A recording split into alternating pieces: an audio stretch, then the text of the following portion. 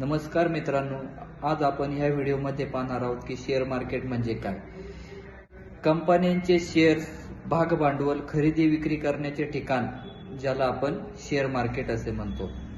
तर मुख्यतः शेअर मार्केटमध्ये खरेदी विक्री करण्यासाठी जनरली दोन एक्सचेंज असतात. पहिला एक्सचेंज म्हणजे BSE आणि दुसरा एक्सचेंज म्हणजे NSE. BSE म्हणजे बॉम्बे स्टॉक एक्सचेंज आणि NSE म्हणजे नॅशनल स्टॉक एक्सचेंज. या दोन एक्सचेंजच्या माध्यमातून आपण कोणत्याही शेअर्समध्ये खरेदी आणि विक्री दोन प्रकारच्या इन्व्हेस्टमेंट करू शकतो, जे की लॉंग टर्म इन्व्हेस्टमेंट आणि इंट्राडे.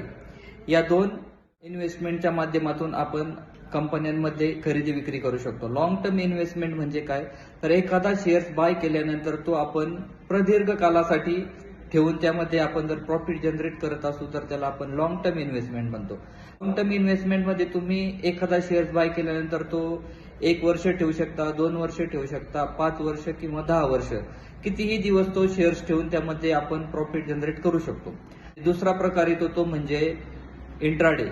इंट्राडे मध्ये आपण काय करतो, एखादा शेअर्स बाय केल्यानंतर तो त्याच दिवशी बाय करतो आणि त्याच दिवशी सेल करतो. तुम्हाला जर हा व्हिडिओ आवडला असेल तर तुम्ही या व्हिडिओला लाईक करा, चॅनलला सबस्क्राईब करा आणि जास्तीत जास्त लोकांपर्यंत हा व्हिडिओ शेअर करा.